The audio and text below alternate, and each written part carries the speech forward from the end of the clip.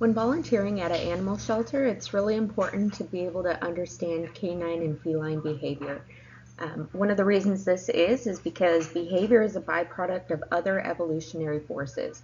So if we look at these animals and what is natural for them, we can use that to help them better socialize as well as provide enrichment to keep them going while they are in our care. This is a quote that I found online and I thought it was kind of perfect for talking about animal behavior. Some people talk to animals, not many listen though. That's the problem. So basically, when it comes to our pets, any pets, yours, those housed at the shelter, if we simply look at the behaviors that they're displaying, it's going to give us a much better understanding of what they're trying to communicate to us.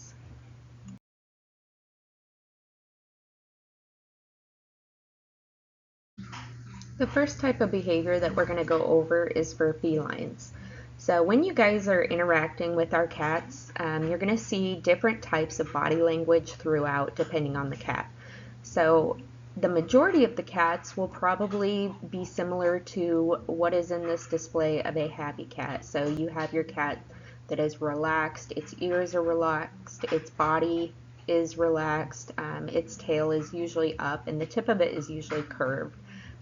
Their hair isn't standing up, they don't have their ears back, things like that. So these particular cats are probably going to come up to you, they're probably going to arch their back wanting you to pet them and things like that. They're usually purring. This is a pretty good sign that they're comfortable with you. Whereas we might have other cats, especially in our stray areas that have just come in, they're typically ones that maybe we would give them a hidey hole so they can kind of hang out in, just so they have that comfortable place to escape to essentially until they start warming up to us. They might also be tucked into themselves, a little not as tense as an angry or unhappy cat, but a little bit more reserved. And then, of course, if we have an angry or very unhappy cat, they are probably ferals and in our feral areas. Um, but if you're in the adoption areas, especially in the adoption hallway where we have cats, you might see this if someone is walking a dog through the area. Okay, so these cats are going to kind of be flattened in the back. They're going to have their ears flattened, crouching down. They might be hissing, or their hair is severely raised. Their tail is double in size because the hair is sticking straight out. You'll see this kind of behavior either in ferals or if something is nearby that is making them nervous, such as a dog walking in or out of the area. Typically, in our adoption areas, you will never see this behavior towards a human. These particular cats are more happy cats, maybe a little shy if it's somebody new, but typically you're going to see these happy cat behaviors. But the reason that I'm showing you all of the behaviors is because you never know if a particular cat is going to have some kind of nervousness around you for whatever reason. We see it with dogs a lot that will have kind of a nervousness or a fear of people with hats. Maybe it is a male versus a female, things like that. So it's important to be able to pay attention to these body signs to avoid being scratched or potentially bitten, depending on the cat.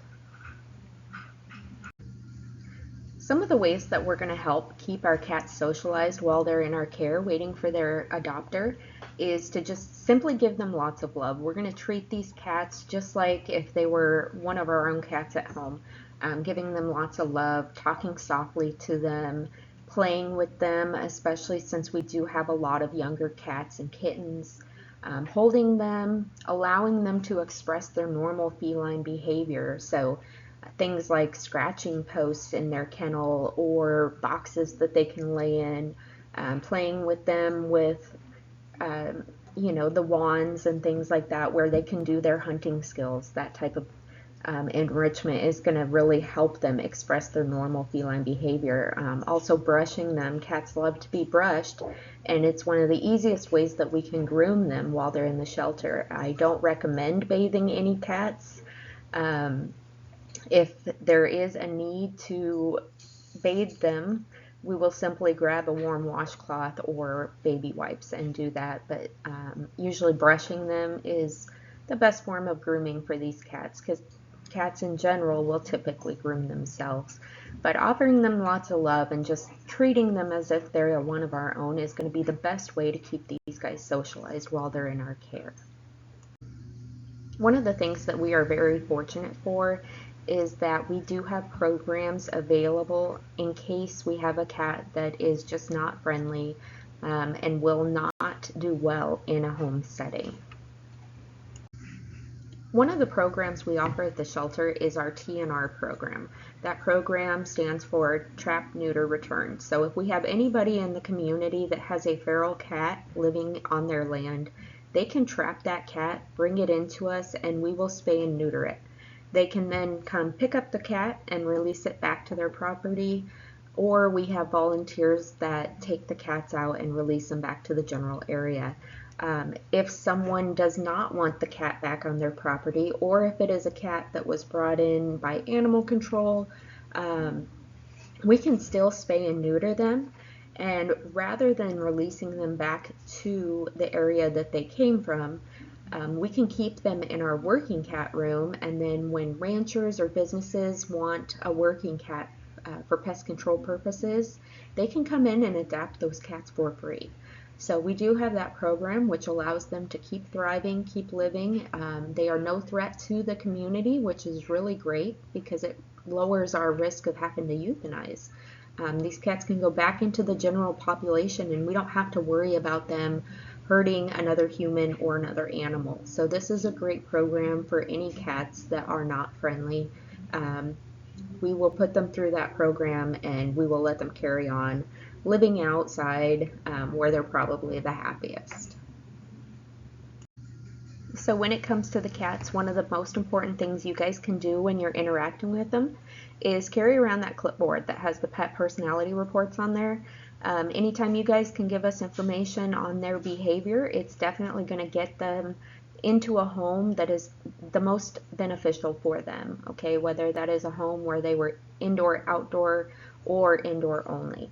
Okay, so if you are interacting with a cat and you see that they are not very friendly, typically the staff would notice this right away, but you know, we never know how they're going to interact with each different person. So definitely fill out those personality reports. The more we know about the cat, the faster we can get it adopted to the right family, which in turn lowers its chances of getting returned back to the shelter.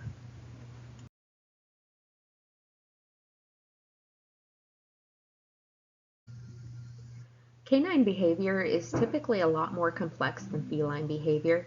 One of the things we see in a shelter setting is that cats can be housed in their kennels for a lot longer before they start to show signs of distress while waiting on an adopter. Whereas our dogs, it might be a week to 2 weeks before they start showing more signs of stress.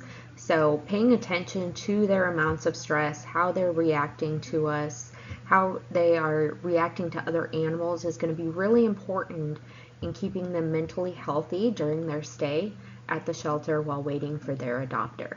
So if we're looking at these two visuals here, they're pretty similar. Some of the first signs of stress that you're going to see in dogs is yawning and lip licking. These are very common behaviors. It's simply the dog trying to appease itself, trying to calm itself down. You'll typically see these behaviors even in your own home. Maybe there's a storm outside, maybe there's fireworks, maybe there is, you have a guest coming over that they're not familiar with, things like that. You'll see the yawning, the lip licks. The yawning does not mean that they're tired necessarily, it's simply a calming mechanism for them. As they start going up the ladder of reactivity, I hate to use the word aggression. Reactivity is a better term for that. They might begin to, turn their head away from you. Maybe they'll walk to the back of the kennel and kind of sit down. These are signs that the dog is definitely a little bit more nervous around you. We see this a lot as soon as the dogs come into the shelter. A lot of them kind of cower in the back of the kennel. They're nervous. They don't know us. They don't really know what's going on. So that's pretty common behavior, especially in our stray dog area. And even in the adoption dog area if they're a more mellow, shy dog. Not necessarily something to worry about as far as reactivity, but now you know that these dogs are stressed, so you're definitely going to proceed with more caution in a calmer manner. Now, as that ladder of reaction increases, then you're going to see things like maybe they had their tail tucked in. You might see whale eyes, things like that. Once you get to this point, you shouldn't be interacting with that dog at this point. They're just too nervous to socialize with you.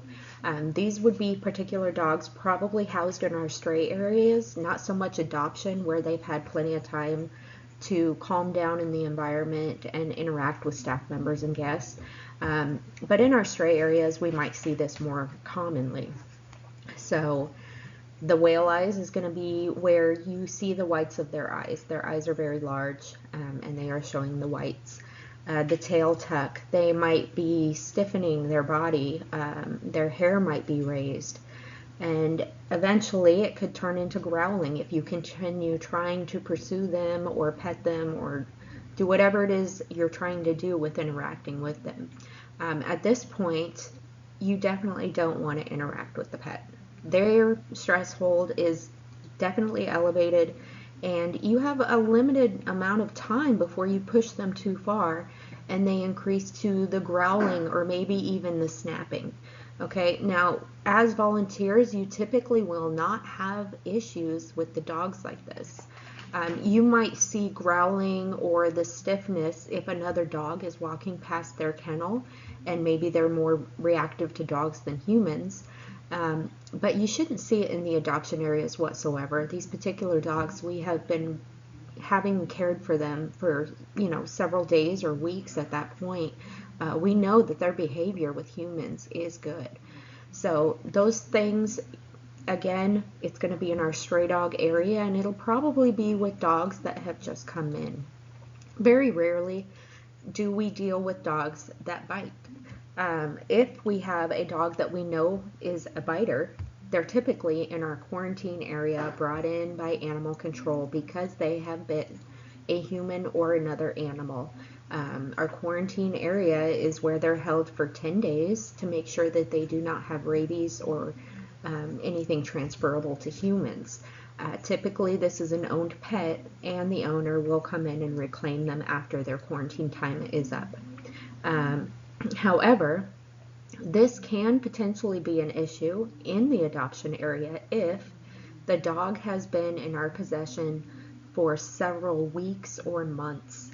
It is very difficult for the dogs to remain that long in a kenneled environment. Dogs are just prone to be with people, so when they get that opportunity taken away from them, it is extremely stressful for them.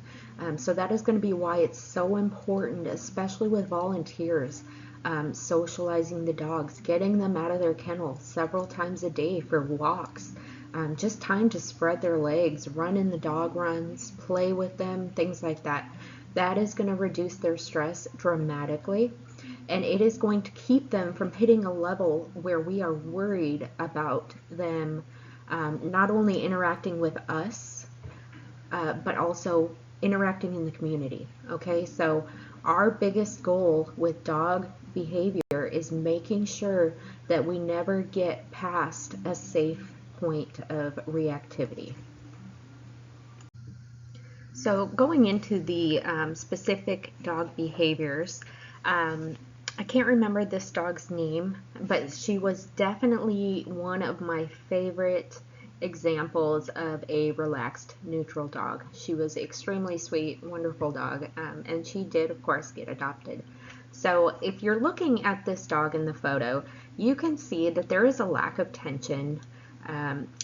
You can't see her tail, but if you could, it would probably be relaxed. You can see a little bit of it in the pool there, but obviously it's not the best display of a happy wagging tail. Her legs aren't braced, her lips are loose, her tongue's hanging out, her eyes are soft. She's not displaying any signs of stress, other than the fact that she's probably worn out from playing. So This is typically what you're going to see in our dogs, especially as you're taking them out for walks and things like that. They're going to be very relaxed, very happy, a little tired after all the playing and the walking, but other than that, these are your typical house dogs, probably very similar to the ones you have at home. And you'll see the relaxed expressions and body language in these dogs as you're spending time with them. Something that's really important when volunteers are walking dogs is that we do not allow our dogs to touch noses on their walks. So if a volunteer is walking a dog and another volunteer is walking a different dog, it is really important that at no time during those walks, those dogs are close enough to touch noses, okay? When we test our dogs to see how they react to other dogs, it is conducted by staff members just in case the dog is reactive to other dogs. We want to make sure that we have staff members there for the safety of both the dogs and ourselves. Okay, so when you are walking, the dogs have to be separated at all times. Now, if we're going to initiate a play group, that can be done, but it is going to be with a staff member present.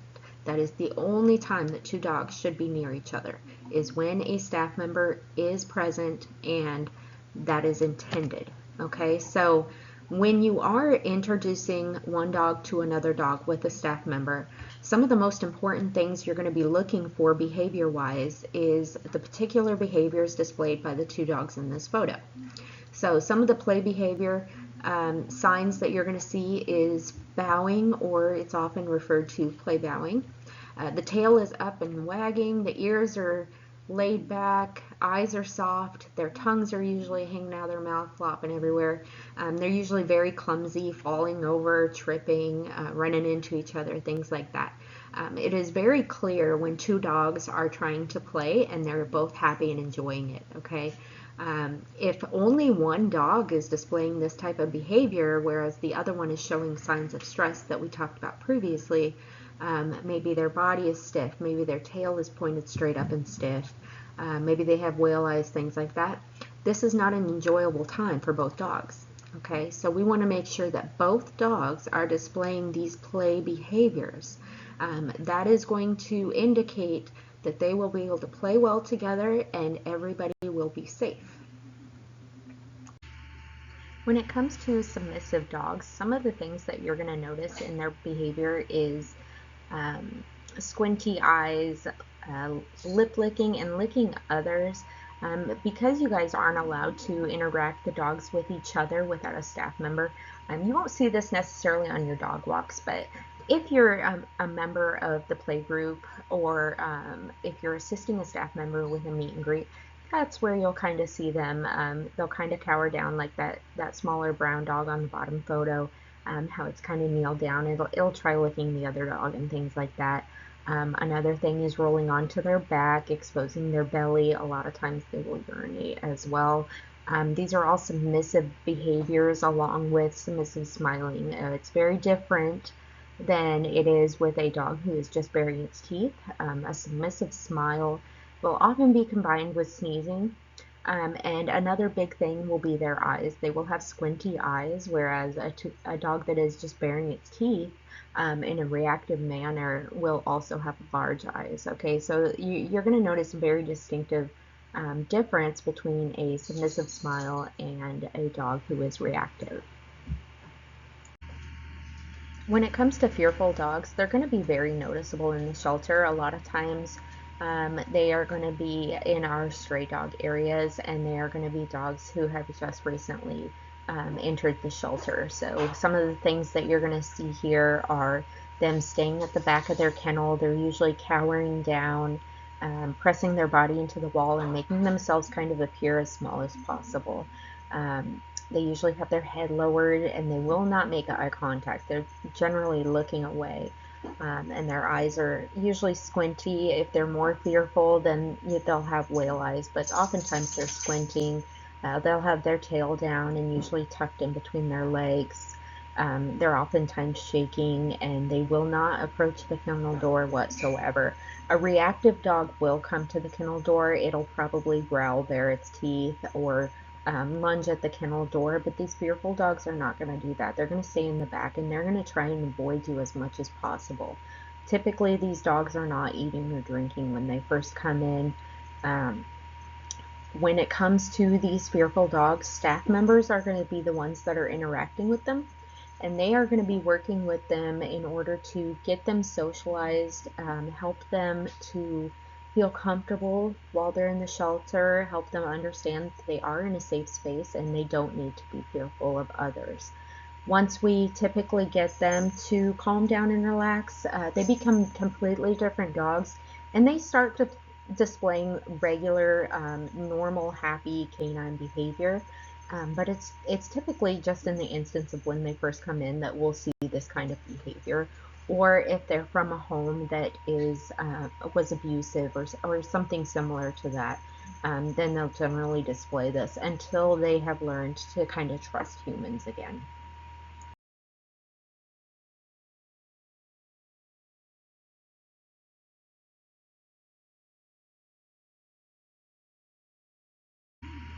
If a dog is fearful, it can sometimes make them a little bit unpredictable. That's why we have the staff members working with them rather than volunteers. But one thing that's really important to remember is that dogs don't bite out of the blue. They are going to display many behavior signs before that initial bite that is warning you that their threshold is reaching a point where they're extremely uncomfortable. So by watching their behavior, by reading their body language, we know when we are pushing them too far. Okay, so it's one thing for a staff member to kind of push their threshold to see where they are at behaviorally, but we will never go to a point where we are concerned about being bit. We have to be very careful with these dogs. We have to go very slow, and we have to do it at a pace that they are comfortable with. This is going to be a really good video showing you some of the signs that you're going to see in a fearful dog as their threshold builds more stressed. So you're going to see that the head is down, it's got whale eyes where you can see the whites of its eyes. It's going to be doing a lick lip followed by a yawn. These are all calming behaviors because the dog is scared, and then of course panting. So these are all indicators that this dog is very stressed, it's very afraid. Now, had the individual continued, there is a potential that this dog could have bit. However, it would not have been accurate to say, well, this dog bit me and I didn't see it coming, because this dog provided many indicators that it was being pushed outside of its comfort zone. So paying attention to these things is not only going to keep you safe, but it's also going to keep the dog safe. It's going to allow them to go at a pace that they're comfortable with when learning how to socialize and warm up to humans. Even though it's going to be staff members working with our fearful dogs, there are some ways that you guys as volunteers are going to be helpful in bringing these dogs around, helping them socialize and helping them trust humans. So one of the ways is going to be tossing food through the kennel door and just simply walking away. Do not reach in with a handful of food, just toss it through the kennel door and move on to the next dog. Also avoiding eye contact. Sometimes the dogs can feel threatened by that if you're making direct contact with them.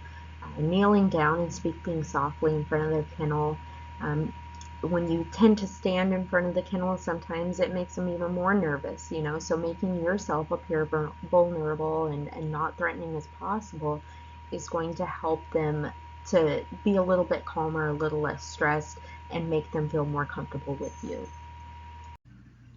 For most people, when it comes to reactive dogs, they have no problem being able to notice if a dog is reactive and not friendly. The signs and the behaviors are very clear. But some of the things you're going to see is tension throughout the entire body. They're probably staring right at you, huge dilated pupils. They'll probably have their teeth bared and their lips curled back. Um, they're usually very braced because, again, their entire body is completely stiff, and they'll have their ears drawn back. And in the most reactive dogs, they're going to be barking, growling, or lunging at the kennel door. So it'll be pretty easy to locate these dogs. They'll probably see you before you see them. It's not too common for them to be in the shelter. Every once in a while, we'll have one on stray dog side. That is, barking and growling and lunging at the kennel door. Do not interact with these dogs whatsoever. This is something that the staff will handle directly. When we are dealing with a reactive dog, there can be lots of things that we can't necessarily know that could be resulting in the reactive behavior. Some of those big things are going to be an illness or injury. If a dog is injured, maybe it came in and it's been hit by a car. While we might not see any physical damage, something internally might be hurt, maybe a broken leg or something that isn't obvious to us because it's a smaller fracture. These types of things can make a dog reactive, and unless we can determine what is causing that reactivity, we cannot help them. So we are going to be looking at potential areas that maybe they have pain, maybe in their back end, maybe in their joints, something like that is causing them to be more reactive. They could just be really scared, and in that instance, usually after a couple days of calming down in a kennel, they're perfectly fine. They might have issues with possessiveness over food or a toy, and that's something we'll be able to figure out. Showing dominance, you'll see how the dogs do become reactive when other dogs are walking in front of their kennel. And it might be out of frustration. It's not uncommon for us to have dogs that are barrier reactive. So when they're in a kennel, they seem reactive, but once they're out of the kennel, they are completely different. A truly aggressive dog will be euthanized, okay? So these are going to be dogs that will bite anything and anyone that it comes across. So we use this word very carefully. Oftentimes, the average person will say this dog is acting aggressively, but what it comes down to is that dog isn't necessarily aggressive. It is reacting to something. It could be reacting to other dogs walking past its kennel or something of that nature, but that doesn't necessarily mean that dog is aggressive, okay? You also have to take into consideration that a shelter is a high stress environment, so what you see in the shelter is not necessarily what you would see outside of the shelter. So if we do have a dog come in that is truly aggressive, it will most likely be one that is coming in for quarantine. Most of the times, these dogs that come into quarantine are, while they have been in an active bite situation where they have bit a human or another animal, it can be based off of different scenarios of how it happened. And a lot of times the owner of the dog will reclaim it and it will go back home and it won't be back into the shelter. However, there are times when it is a stray and it is a truly aggressive dog. It will come in for quarantine to make sure it doesn't have rabies. But if it is in fact a threat to anyone in the community, because we are worried about it being seriously dangerous, it will be euthanized. We cannot release that back out into the community. It's just not safe.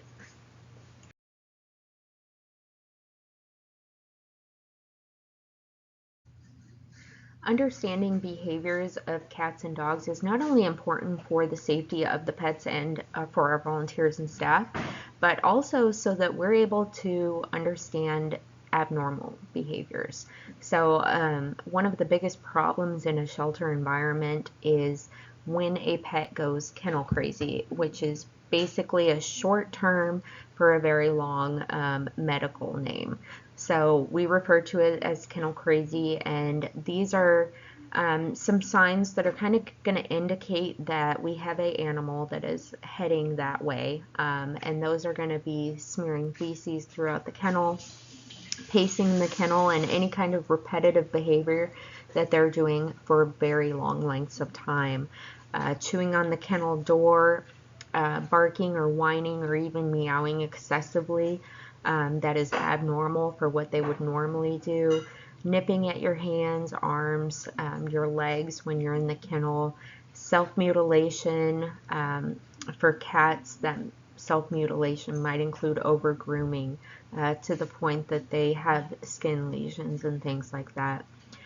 Lack of appetite when compared to what they were normally consuming, and lethargy. So lethargy, lack of appetite might be indicators of an illness, but when combined with several of these other behaviors, we now know that this is not an illness.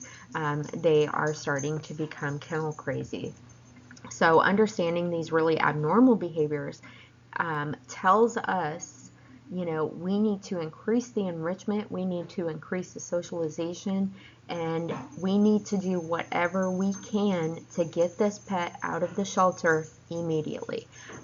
They are at the end of their threshold, and they are not going to be able to go much longer waiting for a potential adopter to come and adopt them. So we need to watch for these signs. As soon as we start seeing these things, we need to figure out a game plan, and we need to figure it out quick to get these pets into a home, or to do something to keep them going for a little bit longer.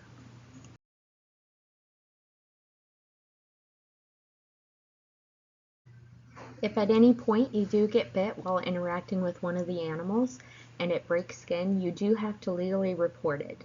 An animal control officer will do a bite report with you.